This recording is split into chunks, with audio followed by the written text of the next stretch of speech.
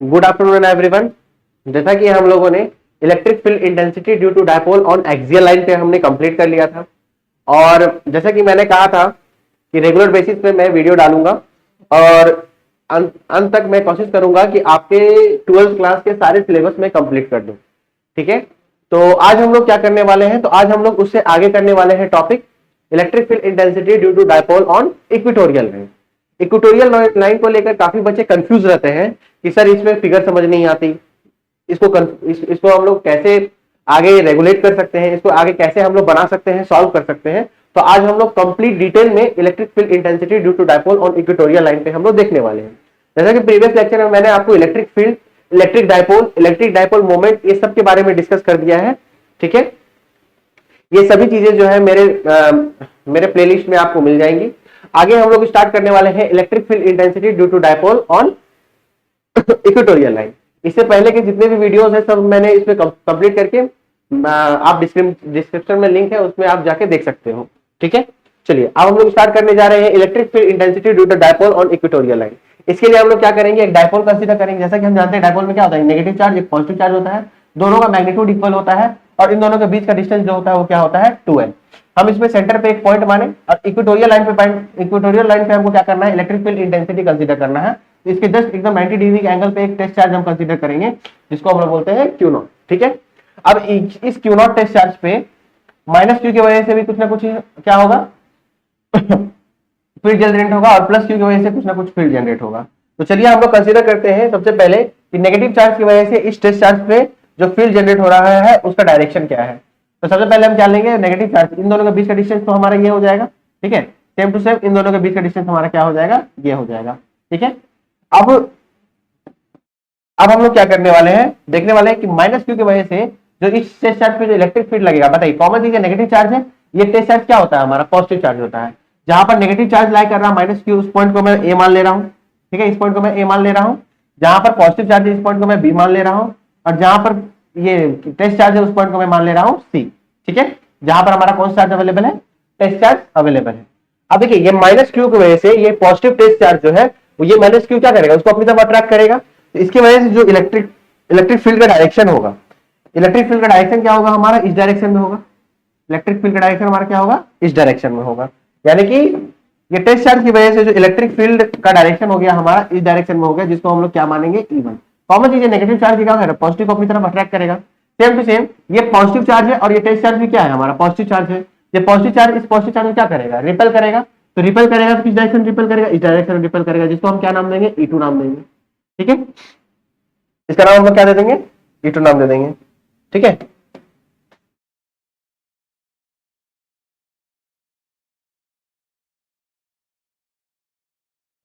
इसका नाम हम लोग क्या दे देंगे, E2 नाम दे देंगे। आप इतना समझिएगा कि ये E2 चार्ज जो है, ये E2 इलेक्ट्रिक फील्ड जो जनरेट हो रहा है किसकी वजह से हो रहा है, ये पॉजिटिव Q चार्ज की वजह से, और ये जो E1 इलेक्ट्रिक फील्ड जनरेट किसकी वजह से हो रहा है, नेगेटिव यानी कि E1 चार्ज की वजह से। आप कॉमन चीज लगाइए कि ये हमारा क्या है, वेक्टर क्वांटिटी है। अब वेक्टर क्वांटिटी यानी कि E1 और E2 को हम क्या करेंगे, दो कंपोनेंट में रिजॉल्व करेंगे। अब दो कंपोनेंट में रिजॉल्व करेंगे तो क्या होगा, एक हॉरिजॉन्टल कंपोनेंट, एक वर्टिकल कंपोनेंट। तो हॉरिजॉन्टल कंपोनेंट के लिए हम जान रहे हैं कि नेगेटिव चार्ज जो है उससे ये ए पॉइंट और सी पॉइंट के बीच में जो एंगल बन रहा है, इन दोनों के बीच में जो एंगल बन रहा है उसको मैं क्या मान लूंगा, थीटा एंगल बन रहा है, ये मान लेता हूं। सेम टू सेम इसमें भी कुछ ना कुछ एंगल थीटा होगा कि नहीं होगा, होगा ही होगा। आप कॉमन चीज लगाइए, E1 इधर जा रहा है, E2 इधर जा रहा है, तो नेट चार्ज जो होगा वो किस डायरेक्शन में जाएगा, इस डायरेक्शन में जाएगा कि नहीं जाएगा, कॉमन चीज है जाएगा। क्यों जाएगा, कॉमन चीज लगाइए कि एक बॉक्स है, बॉक्स है, एक बॉक्स को आप इधर खींच रहे हो, एक बॉक्स को आप इधर खींच रहे हो, तो बॉक्स का एक्चुअल डायरेक्शन क्या होगा, एकदम बीच में जाएगा। सेम है, E1 इलेक्ट्रिक फील्ड इधर जा रहा है, E2 इलेक्ट्रिक फील्ड इधर जा रहा है, तो नेट जो चार्ज होगा हमारा किधर जाएगा, इस डायरेक्शन में जाएगा।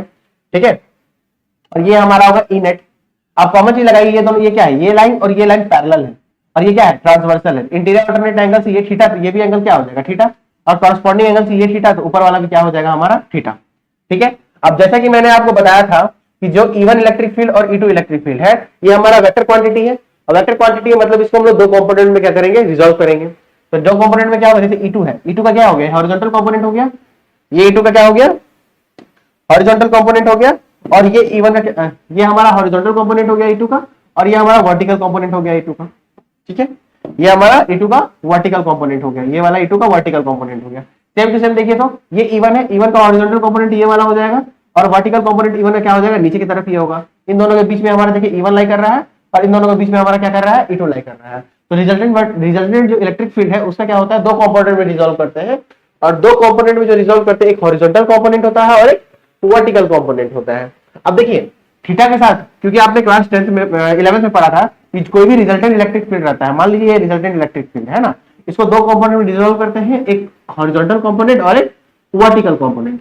तो थीटा के साथ जो एंगल बनता है वो हमेशा किसमें डिस्ट्रीब्यूट होता है, कॉस थीटा में, और बिना थीटा वाला जो होता है वो किसमें डिस्ट्रीब्यूट होता है, साइन थीटा में। तो इसको हम लिखेंगे देखिए आर, जैसे ये रिजल्टेंट फील्ड है ना, आर क्या है हमारा रिजल्टेंट है, तो ये क्या हो जाएगा आर कॉस थीटा हो जाएगा, क्योंकि ये थीटा के साथ है तो इसको कॉस थीटा से रिजॉल्व करेंगे, और बिना थीटा वाला हमारा किसके साथ हो जाएगा, आर साइन थीटा जो हो जाएगा। ठीक है, तो आप देखिए यहाँ पर थीटा के साथ E2 जो है, E2 क्या कर रहा है, थीटा के साथ ये वाला हॉरिजॉन्टल कंपोनेंट बना रहा है, मतलब कि ये जो हो जाएगा देखिए E2 को मैं ले रहा हूं पहले, ठीक है, ये हमारा हॉरिजॉन्टल वाला थीटा के साथ है, इसमें क्या लिखूंगा E2 cos थीटा, ठीक है, और बिना थीटा वाला क्या हो जाएगा, ये वाला हो जाएगा मेरा E2 sin थीटा, क्या हो जाएगा E2 sin थीटा। इस तरह देखिए तो E1 जो है, E1 का भी दो कंपोनेंट है, एक हॉरिजॉन्टल कंपोनेंट है और एक वर्टिकल कंपोनेंट है। तो E1 का भी जो दो कंपोनेंट है, तो ये हमारा क्या हो जाएगा, ये वाला जो हॉरिजॉन्टल कंपोनेंट है E1 के लिए, E1 के लिए हम इसको क्या लेंगे, E1 cos थीटा, ठीक है, और वर्टिकल कंपोनेंट को लेंगे हम क्या लेंगे, E1 sin थीटा। ठीक है, ये समझ में आया, E1 cos theta E1 sin theta हमने कैसे लिया, थीटा के साथ जो भी एंगल होगा उसको हम क्या लेंगे, E1 cos थीटा, और बिना थीटा वाले को जाएंगे क्या लेंगे, sin थीटा के फॉर्म में। ठीक है, E2 रहेगा तो E2 cos theta E2 sin theta, E1 रहेगा तो E1 cos theta E1 sin theta. ठीक है, ये वर्टिकल कंपोनेंट हो गया और ये हॉरिजॉन्टल कंपोनेंट हो गया E1 का। सेम टू सेम E2 जो है देखिए, E2 का ये वर्टिकल कंपोनेंट हो गया और ये E2 का क्या हो गया, हॉरिजॉन्टल कंपोनेंट। हॉरिजॉन्टल कंपोनेंट क्योंकि थीटा के साथ लाई कर रहा है, ये हो गया E2 cos थीटा, अब बिना थीटा वाला क्या हो जाएगा, E2 sin थीटा। अब क्योंकि आप ये फिगर में सिंपल देख सकते हो कि E2 sin थीटा और E1 sin थीटा दोनों का डायरेक्शन क्या है, अपोजिट है। ठीक है, दोनों का डायरेक्शन क्या है, अपोजिट है। इससे पहले हम अब दोनों का डायरेक्शन को तो हमने जान लिया कि अपोजिट है, अब इसका हम इलेक्ट्रिक फील्ड भी देख लेते हैं कि इसका इलेक्ट्रिक फील्ड क्या होगा। आई होप आपको यहां तक समझ में आया होगा अच्छे से। ठीक है, मेन फिगर ही है, फिगर अगर आप समझ लोगे तो आपके लिए फिर बाकी कोई भी क्वेश्चन टफ नहीं रहेगा। ठीक है, चलिए आप देखिए यहां पर अगर हम देखिए E2 sin थीटा और E1 sin थीटा दोनों एक दूसरे के अपोजिट डायरेक्शन में जा रहे हैं कि नहीं जा रहे हैं। अब हम इन दोनों के बीच में E1 और E2 इलेक्ट्रिक फील्ड अगर निकाल लें और इलेक्ट्रिक फील्ड के बीच में रिलेशन निकाल लें तो हमको इसको सॉल्व करना हमारे लिए क्या होगा, और भी आसान हो जाएगा। आप देखिए तो सिंपल है, ये जो है टोटल लेंथ कितना है 12, ये हमारा सेंटर है, कितने डिग्री का एंगल बनता है सेंटर पे, इक्वेटर पे है, तो ये इक्वेटर पे है तो 90 डिग्री का एंगल बनेगा। तो ये हमारा क्या हो जाएगा, एल हो जाएगा, ये हमारा एल हो जाएगा। ओ से लेके सी का डिस्टेंस में मान लेता हूं क्या है हमारा, आर है। ठीक है, ओ से लेके सी का डिस्टेंस आर मान लिए, ये हमारा एल हो गया। अब देखिए जो नेगेटिव चार्ज है यानी कि माइनस क्यू है, माइनस क्यू की वजह से टेस्ट चार्ज पे कुछ ना कुछ इलेक्ट्रिक फील्ड लग रहा होगा। ठीक है, और इलेक्ट्रिक फील्ड का फॉर्मूला मैंने आपको बता दिया क्या होता है, KQ/R², जिसमें K का फॉर्मूला क्या होता है 1/4πε0। तो आप एक काम कर सकते हो, R² में इन दोनों के बीच का डिस्टेंस तो पहले मैं निकाल लूं। तो देखिए नेगेटिव चार्ज जो है उसकी वजह से कौन सा इलेक्ट्रिक फील्ड आ रहा है, E1। अब इन दोनों के बीच का डिस्टेंस, ये जो टेस्ट चार्ज पे जो ये नेगेटिव चार्ज जो फोर्स लगा रहा है इसकी वजह से जो जनरेट हो रहा है इलेक्ट्रिक फील्ड उसको मैं निकालता हूं। तो डिस्टेंस निकालिएगा, देखिए तो इन दोनों के बीच का डिस्टेंस निकालने के क्या करेंगे, ये ट्रायंगल ले लेंगे AOC में, ट्रायंगल हो जाएगा देखिए AO और ये देखिए हमारा यहाँ पॉइंट C है। ठीक है, देखिए तो इन ट्रायंगल लेता हूं मैं, देखिए मैं ले रहा हूं इन ट्रायंगल AOC में, देखिए हमारा A यहां हो गया, O हमारा यहां हो गया और C देखिए यहां हमारा हो गया। ठीक है, तो ट्रायंगल AOC में देखिए तो पाइथागोरस थ्योरम अगर लगाएंगे तो 90 के सामने वाला क्या होता है हाइपोटेन्यूज, थीटा के सामने वाला क्या होगा परपेंडिकुलर, बच गया ये हमारा बेस। ठीक है, यानी कि बोल सकते हैं कि ये AC जो है AC का स्क्वायर हमारा क्या होगा √R² प्लस L², इन दोनों का सम जो होगा ये इसके बराबर होगा। ठीक है, पाइथागोरस थ्योरम से आपने क्लास 10 में भी पढ़ा होगा पाइथागोरस थ्योरम बहुत बार। ठीक है, हम लिख सकते हैं क्या, AC का स्क्वायर इज इक्वल टू क्या होगा OC का स्क्वायर प्लस OA का स्क्वायर। OC हमारा कितना दिया हुआ है R दिया हुआ है, तो लिखेंगे R का स्क्वायर प्लस OA हमारा कितना दिया हुआ है L का स्क्वायर। ठीक है, अब स्क्वायर हटेगा तो क्या चलेगा, रूट चलेगा, तो AC का वैल्यू हमारा कितना आ गया, A से लेकर C का √R² प्लस L²। ठीक है, तो यहां से देखिए तो ये हमारे यहां से यहां तक का डिस्टेंस हमारा क्या आ गया √R² प्लस L²। ठीक है, यहां तक का प्रॉब्लम। अब यहां से यहां तक का डिस्टेंस देखिए हमारा क्या आ गया √R² प्लस L²। कैसे आया, ये R था ये L था, तो ये हमारा √R² प्लस L² आ गया by using Pythagoras theorem. Same to same देखिए तो हम ट्रायंगल अगर लेंगे COB में, तो COB में देखिए ये R है ये L है, तो इसका डायरेक्शन क्या होगा, इसका भी जो डिस्टेंस होगा वो क्या होगा √R² प्लस L²। यहां तक प्रॉब्लम। ठीक है, आप देख सकते हो कि दोनों का मैग्नीट्यूड मैंने बताया था क्या है, सेम है, अनलाइक चार्जेस है बट मैग्नीट्यूड सेम है। मैग्नीट्यूड सेम है और इन दोनों के बीच में चार्ज जो डिस्टेंस है वो भी क्या निकला, सेम निकला। ए से लेकर सी का डिस्टेंस जो है वो क्या निकला, under root R square plus L square, और बी से लेकर सी का डिस्टेंस भी क्या निकला, under root R square plus L square. मतलब डिस्टेंस इक्वल होने का मतलब हम क्या समझे कि हमारा जो इलेक्ट्रिक फील्ड E1 है और E2 है दोनों आपस में क्या है, इक्वल है। ठीक है, तो अब हम जान गए कि हमारा जो इलेक्ट्रिक फील्ड E1 है वो बराबर है किसके, E2 के।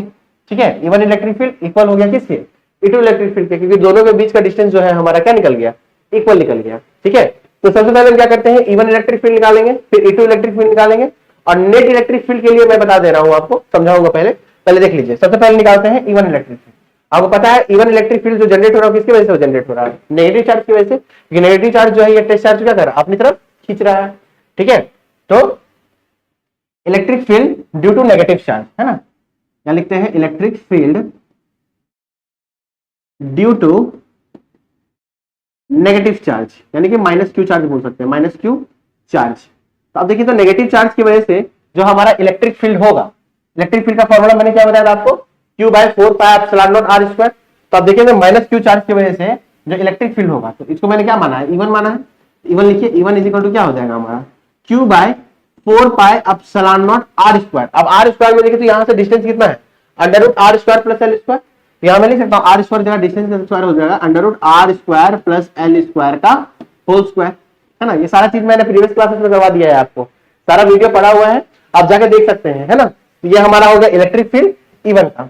ठीक है, इसी तरह से हम इलेक्ट्रिक फील्ड निकालेंगे किसका, पॉजिटिव चार्ज की वजह से, और पॉजिटिव चार्ज की वजह से जो इलेक्ट्रिक फील्ड आ रहा है वो क्या आ रहा है, हमारा E2 आ रहा है। ठीक है, तो चलिए अब निकालते हैं electric field due to positive charge. Electric field intensity due to positive charge, positive charge. अब पॉजिटिव चार्ज की वजह से जो इलेक्ट्रिक फील्ड इंटेंसिटी होगा, ठीक है, तो पॉजिटिव चार्ज की वजह से फॉर्मूला क्या होगा इलेक्ट्रिक फील्ड का, E2 is equal to Q by 4πε0 r square. अब Q की जगह ये प्लस Q हो जाएगा। अब बोले ऐसे नेगेटिव क्यू लिए, क्योंकि मॉडुलस में होता है, याद रखिएगा, माइनस क्यू लिखिए चाहे प्लस क्यू लिखिए, यहाँ हम लोग पॉजिटिव वैल्यू ही लेते हैं। ठीक है, इलेक्ट्रोस्टैटिक को मैंने बता दिया, क्लॉब्स लॉ में बताया था कि मैग्नीट्यूड लेते हैं, मैग्नीट्यूड ऑफ चार्जेस हम लोग लेते थे, है ना। तो ये मॉड में होते हैं, इसीलिए हम इसको नेगेटिव माइनस क्यू मत ले लीजिएगा। ठीक है, अब देखिए पॉजिटिव चार्ज की वजह से इलेक्ट्रिक फील्ड इंटेंसिटी जो होगा वो क्या है हमारा, E2 है। तो अब देखिए E2 जो है पॉजिटिव चार्ज की वजह से इलेक्ट्रिक फील्ड इंटेंसिटी क्या होगा, E2 इज इक्वल टू, इसमें क्या होगा, Q बाय 4πε0। अब देखिए तो यहाँ का भी डिस्टेंस हम लोग क्या लिए हैं, यहाँ से लेके देखिए यहाँ का डिस्टेंस क्या है, under root R square plus L square. यहाँ का भी डिस्टेंस ले लेंगे हम लोग under root R square plus L square का होल स्क्वायर। आर स्क्वायर का फॉर्मूला होता है, तो आर स्क्वायर मतलब इसका स्क्वायर हो गया हमारा डिस्टेंस का स्क्वायर। अब देखिए यहाँ पर आप देख सकते हैं, तो यहाँ पर आप देखिएगा कि इलेक्ट्रिक फील्ड इंटेंसिटी अगर हम निकालें तो इलेक्ट्रिक फील्ड इंटेंसिटी में देख सकते हैं, यहाँ पर देखिए ये हमारा Q by 4πε0 r square plus L square का होल स्क्वायर हो गया, और यहाँ पर इलेक्ट्रिक फील्ड इंटेंसिटी हमारा क्या हो गया, Q by 4πε0 r square plus L square का होल स्क्वायर। अब यहाँ अगर हम ध्यान दें तो नेट इलेक्ट्रिक फील्ड हमारा किसकी वजह से आ रहा है, ठीक है, नेट इलेक्ट्रिक फील्ड की बात करें तो नेट इलेक्ट्रिक फील्ड में देखिए तो हमारा जो नेट इलेक्ट्रिक फील्ड आ रहा है वो किसकी वजह से आ रहा है, ये हॉरिजॉन्टल कंपोनेंट की वजह से। क्यों, क्योंकि E2 sin थीटा और E1 sin थीटा एक दूसरे को अपोजिट डायरेक्शन की वजह से क्या कर रहा है, डिसॉल्व कर दे रहा है। तो याद रखिएगा कि ये जो है E2 sin थीटा ऊपर की तरफ जा रहा है और E1 sin थीटा नीचे की तरफ आ रहा है, और हम जानते हैं कि E1 और E2 आपस में क्या है, इक्वल है, बट यहाँ डायरेक्शन क्या है, इन दोनों का अपोजिट है। तो E1 sin थीटा और E2 sin थीटा जो ऊपर जा रहा है ये एक दूसरे को क्या कर देगा, कैंसल आउट कर देगा। अब मेन जो इलेक्ट्रिक फील्ड हम लोग को निकलेगा वो किसकी वजह से निकलेगा, E2 cos थीटा और E1 cos थीटा की वजह से। और इलेक्ट्रिक फील्ड हम लोग E1 में क्या निकाले, Q by 4πε0 under r square plus L square. आप चाहो तो यहाँ पर स्क्वायर से ये रूट कट जाएगा, तो आपके पास रिजल्ट क्या आएगा, Q बाय 4πε0 और ये हमारा जाएगा r square plus L square. ठीक है, सेम एज इट इज यहाँ भी आप क्या करोगे, स्क्वायर से ये रूट काट सकते हो, तो E2 इलेक्ट्रिक फील्ड जो आएगा क्या आएगा आपका, Q बाय 4πε0। ठीक है, और क्या आ जाएगा हमारा r square plus L square, ये हमारा एज इट इज रह जाएगा। ठीक है, क्योंकि स्क्वायर से ये रूट क्या हो जाएगा हमारा, कट जाएगा। अब देखिए यहाँ पर नेट इलेक्ट्रिक फील्ड हम जान गए, नेट इलेक्ट्रिक फील्ड हमको किसकी वजह से मिलेगा, या हॉरिजॉन्टल कंपोनेंट की वजह से मिलेगा, क्योंकि वर्टिकल कंपोनेंट अपोजिट डायरेक्शन की वजह से क्या हो जाएंगे, E1 sin थीटा और E2 sin थीटा एक दूसरे को कैंसिल आउट कर देंगे। ठीक है, तो वही मैं लिख रहा हूं here E1 sin theta and E2 sin theta, E2 sin theta are cancelled out due to opposite direction, due to opposite direction, up direction. So net electric field will be due to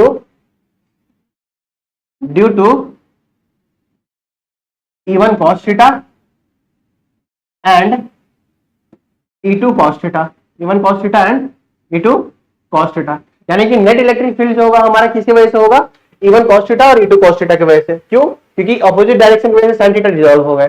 तो अब देखिए मैं net electric field निकाल रहा हूं, तो E net electric field मैंने क्या बताया आपको, किसकी वजह से होगा, E1 cos theta और E2 cos theta की वजह से। तो इन दोनों को मैं ऐड करने जा रहा हूं। देखिए यहां हो जाएगा, देखिए E1 cos theta और E2 cos theta, E2 cos theta, इन दोनों को मैं ऐड कर दूं तो मेरे को नेट इलेक्ट्रिक फील्ड मिल जाएगा, ऑफकोर्स मिल जाएगा। अब क्योंकि मैं ये भी जानता हूं कि E1 जो है वो बराबर है किसके, E2 के, है कि नहीं है। अब देखिए E1 cos theta E2 cos theta को अगर हम ऐड करेंगे, E2 को मैं E1 बोल सकता हूं कि नहीं बोल सकता हूं, क्योंकि E1 E2 दोनों आपस में इक्वल है, ठीक है। तो देखिए E1 cos theta E2 को भी मैं E1 बोलूंगा तो क्या होगा, 2E1 cos theta होगा, 2E1 cos theta होगा कि नहीं होगा। चलिए अब तो इसको मैं थोड़ा ऊपर कर दे रहा हूं, ये तो हमारा हो गया 2E1 cos theta। अब चलिए ये तो हमारा 2E1 cos theta आ गया, E1 का वैल्यू मैं निकाल चुका हूं। E1 का वैल्यू क्या है हमारा, Q/4 pi epsilon naught R square plus L square, है कि नहीं है।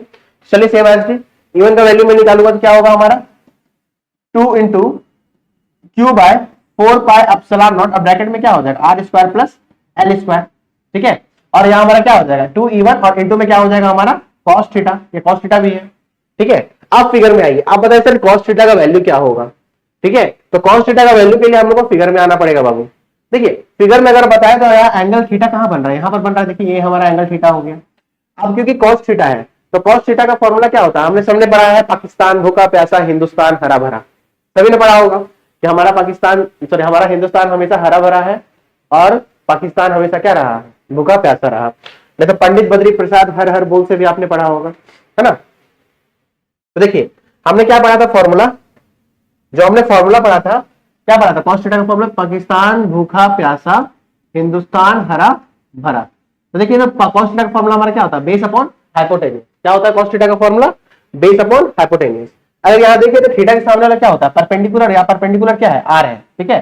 तो बेस हमारा क्या हो जाएगा l हो जाएगा, और हाइपोटेन्यूज क्या हो जाएगा हमारा √r² प्लस L²। देखिए मैं ट्रायंगल अगर ले लूं, देखिए अगर मैं यहां ट्रायंगल ले लूं, इन ट्रायंगल क्या हो जाएगा AOC में, तो cos थीटा का वैल्यू हमारा क्या होता है, बेस अपॉन हाइपोटेन्यूज। थीटा के सामने ले जाए परपेंडिकुलर हो गया, r तो लेना नहीं है, बेस हमारा कौन हो जाएगा l, और हाइपोटेन्यूज क्या हो जाएगा हमारा √r² प्लस L²। तो यही चीज मैं यहां पुट करने जा रहा हूं। देखिए तो अगर मैं cos थीटा का वैल्यू निकालूं तो cos थीटा के लिए मैं ट्रायंगल कौन सा लिया था मैंने, AOC में, ठीक है। मैं cos थीटा का वैल्यू निकाल रहा हूं, ठीक है। इसके लिए मैं लूंगा क्या था, इन ट्रायंगल AOC में। तो AOC में cos थीटा का फॉर्मूला क्या होता है, बेस अपॉन हाइपोटेन्यूज। आप देख सकते हैं यहां पर बेस हमारा क्या है, थीटा के सामने परपेंडिकुलर हो गया, बेस हमारा L हो गया, और AOC में है ना L हो गया, और हाइपोटेन्यूज क्या √r² प्लस L²। तो मैं यही पुट करने जा रहा हूं। तो cos थीटा का वैल्यू क्या हो जाएगा L/√r² प्लस L², है ना। अब रूट का पता है ना, रूट का मतलब क्या होता है, पावर में 1/2। तो पावर में 1/2 इसको मैं इस तरीके से लिख सकता हूं, √r² प्लस L² का पावर कितना हो जाएगा 1/2। यहां तक मैं लिख सकता हूं कि नहीं लिख सकता हूं आराम से, ठीक है। तो देखिए ये cos थीटा का वैल्यू जो है अब मैं यहां पुट कर सकता हूं कि नहीं पुट कर सकता हूं, ठीक है। तो देखिए यहां पर इसको मैं इक्वेशन फर्स्ट मान लेता हूं, ठीक है। अब लेता हूं क्या, putting the value of cos theta in equation first, ठीक है। तो cos थीटा का वैल्यू मैं अगर इक्वेशन फर्स्ट में पुट करता हूं तो मैं देखता हूं कि मेरे को क्या वैल्यू मिलता है, ठीक है। तो देखिए लिख रहा हूं पुटिंग, अच्छा एक काम करता हूं, इसको मैं नेक्स्ट स्लाइड पे कर देता हूं ताकि आपके लिए भी इजी रहेगा, है ना। हाँ। अब देखिए इसको मैं नेक्स्ट स्लाइड में बना रहा हूं, क्या लिख रहा हूं, putting the value of cos theta, putting the value of cos theta, साथ में लिखते चलिएगा, अगर नोट्स बनाना है प्रॉपर तो साथ में लिखते चलिए, है ना। cos theta in equation first. cos theta का वैल्यू जब मैं इक्वेशन फर्स्ट में, इक्वेशन फर्स्ट हमारा क्या दिया हुआ, देखिए तो इक्वेशन फर्स्ट हमारा क्या दिया हुआ है 2Q4 pi epsilon naught r² plus L²। ये cos थीटा जगह मैं क्या पुट करूंगा L/r² प्लस L² का पावर 1/2। तो यही मैं पुट करने जा रहा हूं। चलिए यहां पर हमारा क्या हो जाएगा वैल्यू तो ई नेट का फॉर्मूला ये हमारा हो गया, तो इसमें मैं पुट करने जा रहा हूं। ठीक है, तो क्या था फॉर्मूला, तो फर्स्ट हमारा क्या है 2q by 4 pi epsilon naught, 4 pi epsilon naught, और क्या है हमारा R square plus L square. तो ये हमारा क्या हो जाएगा R square plus L square into, अब देखिए कॉस थीटा का वैल्यू हमने क्या निकाला है R L by R square plus L square का पावर 1/2, यही कॉस थीटा का वैल्यू मैं इसमें पुट करने जा रहा हूं। ठीक है, तो क्या हो जाएगा L by R square plus L square का पावर क्या हो जाएगा 1/2, दोनों आर सेम लेके चलिएगा। ठीक है, चलिए आप देख सकते हैं कि यहां पर देखिए q 2ql ये मल्टीप्लाई में क्या होगा q इंटू 2l बन जाएगा हमारा, और देखिए यहाँ पावर में क्या है 1 है। ठीक है, और यहाँ पावर में क्या है 1/2, तो 1 को देखिए बेस सेम है, पढ़ा ना एक्सपोनेंट में आपने, एक्सपोनेंट में क्या पढ़ा है कि a का पावर m इंटू a का पावर n, बेस सेम होता है तो पावर क्या हो जाता है ऐड हो जाता है, ये बन जाता है a का पावर m प्लस n। तो देखिए तो बेस यहाँ पे R square plus L square, R square plus L square, दोनों बेस सेम है, तो पावर क्या कर देंगे 1 प्लस 1/2 ऐड हो जाएगा, और 1 प्लस 1/2 कितना बन जाएगा 3/2। तो चलिए यहाँ पर पहले इसको मल्टीप्लाई q इंटू क्या हो जाएगा ये 2l हो जाएगा, इसको मैं लिख रहा हूँ q इंटू 2l। ठीक है, ये q और 2 और l। ठीक है, ये 4 पाई एप्सिलॉन नॉट तो ऐसे रहेगा, और देखिए ये दोनों ऐड हो गया, तो देखिए तो यहाँ क्या बन जाएगा R square plus L square का पावर कितना हो जाएगा 3/2। यहाँ तक तो प्रॉब्लम। अब क्योंकि मैंने आपको डायपोल में पढ़ाया था डायपोल मोमेंट में, तो डायपोल मोमेंट का फॉर्मूला क्या होता है q इंटू 2l, जिसको p से रिप्रेजेंट करते हैं, ये तो पता है ना आपको p का फॉर्मूला, देखिए प्रीवियस क्लासेस में मैंने करवाया है इसको। p का फॉर्मूला क्या होता है हमारा q इंटू, ये हमारा होता है q इंटू 2l, ये है डायपोल मोमेंट का फॉर्मूला। ठीक है, तो डायपोल मोमेंट का फॉर्मूला q इंटू 2l की जगह मैं यहाँ p रिप्रेजेंट कर सकता हूँ कि नहीं, आराम से कर सकता हूँ। तो देखिए यहाँ पर p बाय कितना हो जाएगा 4 पाई एप्सिलॉन नॉट, अब देखिए यहाँ पर क्या हो जाएगा आर स्क्वायर प्लस, अब यहाँ ध्यान दीजिएगा फिगर में। ठीक है, अच्छा पहले लिख लेता हूं फिर से मैं फिगर को आपको समझाऊंगा। एल स्क्वायर का पावर कितना हो जाएगा 3/2। ठीक है, अब देखिए इसका मैं एक कंडीशन लेने जा रहा हूं, क्या कंडीशन लेने जा रहा हूं देखिए, इसको रहने दीजिए, यहाँ पर इधर ही मैं लाइन खींच देता हूं। ठीक है, अब देखिए यहां पर मैं जा रहा हूं क्या कंडीशन लेने के लिए कि अगर मैं देखिए ये जो डिस्टेंस एल है ना, ये जो डिस्टेंस एल है इसको मैं काफी लंबा कर दूं, ये जो आर डिस्टेंस है आर डिस्टेंस अगर मैं काफी लंबा कर दूं तो एल उसके कंपैरिजन में क्या होगा काफी छोटा हो जाएगा। ठीक है, तो मैं क्या कर रहा हूं आर को काफी बड़ा कर दूंगा, तो अगर आर को काफी बड़ा कर दूंगा तो ये एल उसके सामने क्या होगा बहुत छोटा वैल्यू दिखाएगा कि नहीं दिखाएगा। देखिए ये एल है, एल डिस्टेंस के सामने क्या दिखाएगा काफी छोटा वैल्यू दिखाएगा अगर मैं आर को काफी बड़ा कर दूं। ठीक है, तो मैं वही कंडीशन लेने जा रहा हूं, तो आर को मैं क्या कर रहा हूं स्पेशल केस में कंडीशन क्या ले रहा हूं कि आर जो है मच मोर ग्रेटर देन क्या है एल, तो अगर आर काफी बड़ा होगा एल से तो एल को मैं क्या कर सकता हूं अप्रोक्स में 0 ले सकता। अरे भाई 1 क्विंटल चावल में 1 दाना चावल निकालिएगा तो कॉमन चीज है, कोई फर्क पड़ने वाला है वेट में, कुछ वेट में फर्क पड़ने वाला, वही समझिए आर जो है ये द ग्रेट खली है। ठीक है, और ये जो एल है ये हमारा समझिए एक छोटा सा बच्चा जादू जो मूवी देखे है ना वो जादू है हमारा एल। ठीक है, तो ग्रेट खली के सामने ये क्या है काफी छोटा है, तो इसको अप्रोक्स में हम क्या ले सकते हैं 0 ले सकते हैं। ठीक है, तो एल इज क्या होगा लगभग हमारा क्या हो जाएगा 0। ठीक है, आप समझिएगा यहाँ पर एल को लगभग हम 0 ले लेंगे, तो एल को यहाँ पर 0 लेंगे क्या होगा आर स्क्वायर है केवल 3/2, क्योंकि एल का वैल्यू क्या हो जाएगा लगभग 0 हो जाएगा। तो देखिए तो ई नेट जो ये सारा हमारा नेट इलेक्ट्रिक फील्ड कहा जा रहा है बाबू। ठीक है, ये नेट इलेक्ट्रिक फील्ड हम लोग कैलकुलेट कर रहे हैं बाबू सर। ठीक है, तो ई नेट अगर हम लोग कैलकुलेट करें तो ई नेट में क्या होगा p by 4 pi epsilon naught तो एज इट इज रहेगा हमारा, p by 4 pi epsilon naught as it is रहेगा। अब देखिए R square plus L, L तो हमारा 0 हो गया, तो केवल आर स्क्वायर का पावर कितना हो जाएगा 3/2। ठीक है, ये हो जाएगा आर स्क्वायर का पावर कितना हो जाएगा 3/2। अब एक्सपोनेंट में एक और फॉर्मूला पढ़ा होगा आपने, ए का पावर एम का पावर एम में, पावर में पावर रहता है, पावर क्या होता है ए का power M into N multiply हो जाता है, देखिए पावर क्या हो जाएगा मल्टीप्लाई हो जाएगा। तो देखिए यहाँ पर तो ई नेट जो आएगा मेरे पास, देखिए E net is equal to है ना, ये क्या हो जाएगा p by 4 pi epsilon naught, और ये हो जाएगा आर स्क्वायर इंटू 3/2, पावर पे पावर था मल्टीप्लाई हो गया दोनों, ये 2 से 2 क्या हो गया कैंसिल हो गया, ये p हमारा वेक्टर क्वांटिटी है ना, तो इसको वेक्टर के साथ लिखिएगा। तो नेट इलेक्ट्रिक फील्ड जो आएगा हमारे पास कितना आ जाएगा p by 4 pi epsilon naught, और ये हो जाएगा r3। ये है हमारे पास net electric field due to equatorial point निकल कर आया। ठीक है, तो अब जैसा कि मैंने एक्सियल पॉइंट पे बताया था, एक्सियल पॉइंट पे नेट इलेक्ट्रिक फील्ड क्या था 2p by 4 pi epsilon naught r3 था, और अब इक्वेटोरियल पे क्या आ गया p by 4 pi epsilon naught r3। देखिए मैं कंडीशन क्या दे रहा हूं, ये तो मेरा इक्वेटोरियल का आ गया, किसका आया इक्वेटोरियल पॉइंट पे, यानी कि जो इक्वेटर पे जो हमारा चार्ज q0 था, देखिए आप फिगर में इक्वेटर पे जो हमारा चार्ज q0 था उस पर नेट इलेक्ट्रिक फील्ड हमारा कितना लगेगा p by 4 pi epsilon naught r3। ठीक है, अब एक्सियल पे देखिएगा ध्यान दीजिएगा, एक्सियल पे जो इलेक्ट्रिक फील्ड आया था बाबू, एक्सियल पे इलेक्ट्रिक फील्ड हमने क्या निकाला था, ई एक्सियल, है ना, मैं लिख रहा हूं एक्सियल का केस। ई एक्सियल पे इलेक्ट्रिक फील्ड क्या था हमारा, देखिए तो क्या था, 2p by 4 pi epsilon naught R cube, है ना। और इक्वेटोरियल वाला केस देखिए तो E equatorial, net electric field equatorial का, है ना, इक्वेटोरियल का,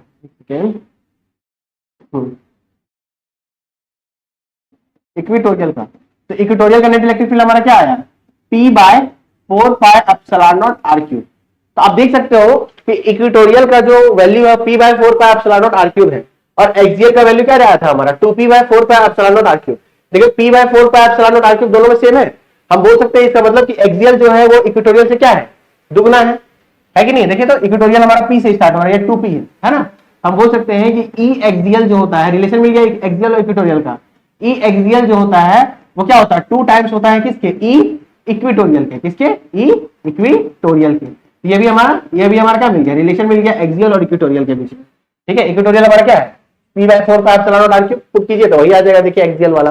ठीक है, तो ये हमारा रिलेशन बनके तैयार हुआ किसके बीच में, एक्सियल और इक्वेटोरियल के बीच। ठीक है, चलिए आज के लिए हम लोग इतना कंटेंट काफी रखते हैं। नेक्स्ट जो क्लास होगा, नेक्स्ट क्लास में हम लोग फ्लक्स और आगे यूनिट के बारे में चर्चा करेंगे। Thank you.